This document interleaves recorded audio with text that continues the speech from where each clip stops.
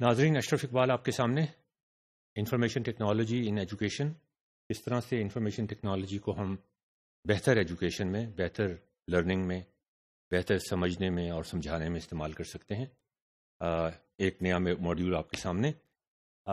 ہم last time تھوڑا سا میں آپ کو ریوائز کر دوں۔ ہم نے ڈسکس کیا تھا کنسٹرکٹیوسٹ تھیوری، جس میں سب سے اہم بات پرائر نالج، اس کے اوپر عمارت کنسٹرکٹ ہوتی ہے۔ پرابلمز آف لرننگ کی کچھ وجہ ہوتی ہے، پرائر نالج ایک بہت بڑی وجہ ہے۔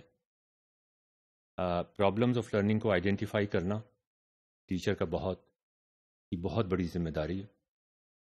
ڈیوائڈ اینڈ کانکر، مشکل پرابلم کو سمجھنے میں، مشکل پرابلم کو اس طرح سے ڈیوائڈ کر دیں کہ ان کے جو ٹکڑے آپ نے کیے ہیں وہ ان کی سمجھ بوجھ ایک دوسرے پہ ڈپینڈ نہ کرے۔ الگ الگ ان کو سمجھانے کی کوشش کریں۔ الگ الگ ان کو سمجھانے کی کوشش پوری تصویر کو سمجھانے کی کوشش سے آسان ہوگی۔ جب وہ الگ الگ سمجھ آ جائیں تو پھر ان کو اکٹھا کرنے کی کوشش کریں۔ میک اے کنیکشن بہت ضروری ہے۔ پیڈاگوجیکل ٹولز کیا استعمال کر سکتے ہیں، یہ بھی ہم ڈسکس کریں گے ڈیٹیل کے ساتھ۔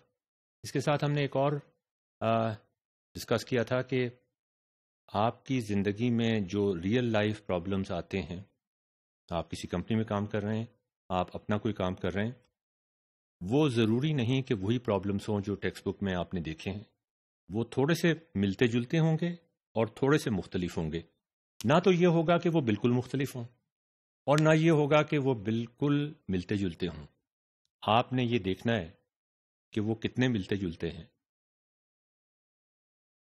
اور کتنے مختلف ہیں، اور ان کے جیسے پرابلمز کو جب ہم نے سالو کرنے کی کوشش کی تو وہاں پہ کیا ٹیکنیکس استعمال کی گئی تھیں۔ اب چونکہ یہ ملتے جلتے ہیں تو ملتی جلتی ٹیکنیک استعمال ہوں گی۔ اب چونکہ یہ تھوڑے سے مختلف ہیں تو ان ٹیکنیکس کو تھوڑا سا ماڈیفائی کرنا پڑے گا۔ یہی پرابلم سالونگ ہے، اور انفارمیشن ٹیکنالوجی اس میں آپ کو کس طرح ہیلپ کرتی ہے یہ ہم ڈسکس کریں گے۔ آپ کو اس میں انٹیگریشن بھی کرنی پڑے گی، اس میں آپ کو ڈیزائن بھی کرنا پڑے گا، پیڈاگوجیکل ڈیزائن، پیڈاگوجیکل ٹیکنالوجیکل کانٹینٹ ڈیزائن۔ اس میں مختلف پرسپیکٹو سے بھی آپ کو دیکھنا پڑے گا ایک ہی چیز کو۔ لاسٹ ٹائم بھی ڈسکس کیا تھا، کنیکشن بھی کرنے پڑیں گے۔ تو ناظرین، اب یہ ہم نیا ماڈیول شروع کرتے ہیں۔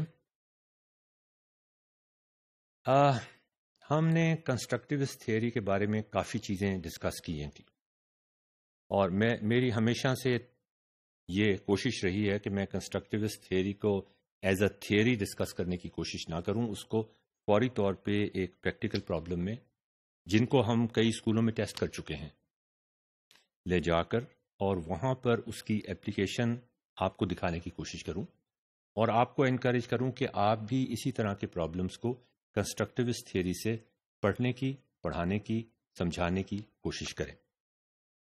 اچھا، اب ذرا ناظرین غور طلب بات، کنسٹرکٹیوسٹ تھیوری ایک ریسنٹ تھیوری ہے۔ پچھلے 20 سال میں جتنا کام، پچھلے 30 سال میں، 20 سال میں جتنا کام لرننگ کے اوپر، کس طرح ہمارا دماغ سمجھنے کی کوشش کرتا ہے، کیا چیزیں آسانی سے سمجھ لیتا ہے، کیا چیزیں سمجھنے میں اس کو مشکل پیش آتی ہے، کیوں مشکل پیش آتی ہے، کیا کر سکتے ہیں اس کے لیے، پیڈاگوجیکلی کیا کر سکتے ہیں، انفارمیشن ٹیکنالوجی کے لیے کیا کر سکتے ہیں۔ یہ سارا کچھ پچھلے 20-30 سالوں میں ہوا ہے۔ بہت ساری انوویشن چاہیے ہوگی، بہت ساری ایکسائٹمنٹ کریٹ کرنی ہوگی کلاس روم کے اندر۔ تو اس کا مطلب یہ ہے کہ آپ کے ٹیچرز کو مزید ایمپاور کرنا پڑے گا، مزید تیار کرنا پڑے گا، مزید ایجوکیٹ کرنا پڑے گا، اور مزید ٹرین کرنا پڑے گا۔ The price has to be paid for improving learning and teaching innovation۔ لیکن مسئلہ یہ ہے، جو میں ابھی آپ کو بتاتا ہوں،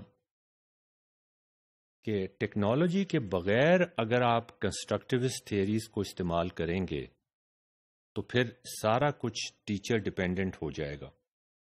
ہم کہتے ہیں ٹیچر ڈیپینڈنٹ لرننگ سٹائلز۔ یہ بہت زیادہ ڈیمانڈنگ ہوگا ٹیچر کے اوپر۔ پہلے ہی ہمارے پاس ٹیچر نہیں ہے. کچھ 30% جو کہ بچے لاکھوں میں، ٹینز آف لیکس میں چلے جاتے ہیں، ہنڈریڈز آف لیکس میں چلے جاتے ہیں، ان کے پاس تو ٹیچر ہیں ہی نہیں. وہاں کیا کریں گے؟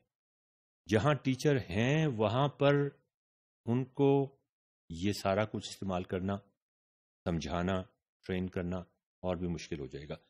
ایک اور مزے کی بات، کنسٹرکٹیوزم میں کنسٹرکٹیو تھیوری کو اپلائی کرتے ہوئے آپ کا جو کنونشنل کلاس روم کا ڈسپلن ہے وہ ٹوٹ جاتا ہے.